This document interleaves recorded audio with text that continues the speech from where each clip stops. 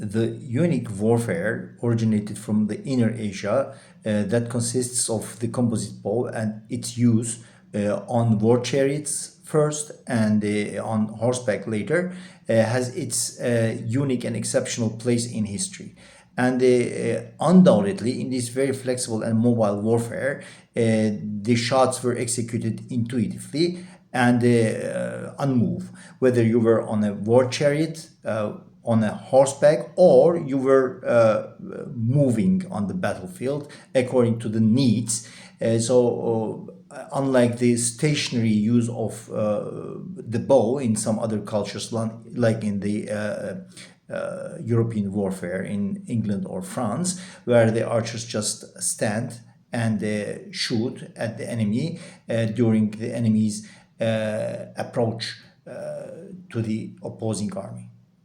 In order to understand how the composite bow was really used in the warfare in the world of thumb throw, we are creating some drills that includes all these parameters: shooting on move, shooting intuitively, shooting at moving targets, etc. So it is not, of course, easy, if not impossible, to create the very same circumstances of a warfare, but you can estimate it or have an idea about how things really happen. And in these drills that we create, we can also we have to also consider the accuracy needed, and it is also almost impossible to estimate accurately. But of course, with the field use, you get an idea, and this is actually what experimental history is about. If you're aware of what you're doing, if you plan all these drills, what they contain, and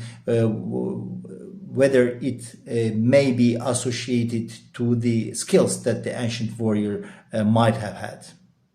We have to keep in mind that the arrow wound is quite a dangerous wound compared to the wound inflicted by a cutting weapon, by a blade. Just because of the deep penetration of the arrow, the wound was easily infected by anaerobic bacteria, which would cause death in 48 hours or a little bit later because of anaerobic serious infections like tetanus or gangrene. So the question is, what is the acceptable minimum accuracy required in the battlefield? Of course, for the bow and arrow, even lighter wounds would be fatal, especially at that time where there were no anesthesia, no asepsia, no antisepsia. Well, considering the other traditional archery schools like Kyujutsu, for example, they're shooting at a target that has a diameter of 36 centimeters from 28-meter distance and from a stationary position. In Yabusame or in horseback archery, they shoot at smaller targets from shorter distances.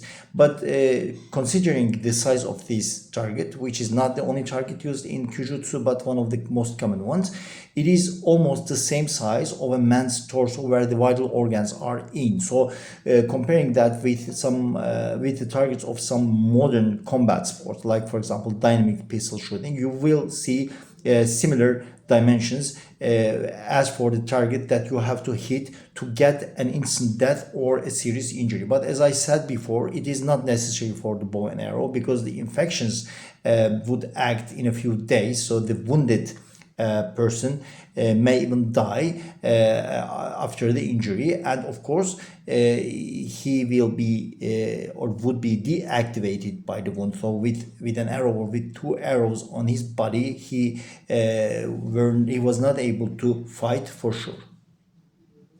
So considering all these facts, if you can hit a target with a diameter of 30 centimeters within 20-meter distance when you're on move, or when the target is on move, or both are in move, then it means that you can hit a larger target from a longer distance, say a man on a horseback, or the man as well as the horse together as a target, you would be able to hit such a target from much longer distances, depending on your skill and the strength of your bow, of course. And considering that the war bows were usually much stronger, and they of course provided a flatter trajectory and a shorter flight time for the arrow, that made them easier to hit a target that moves in longer distances.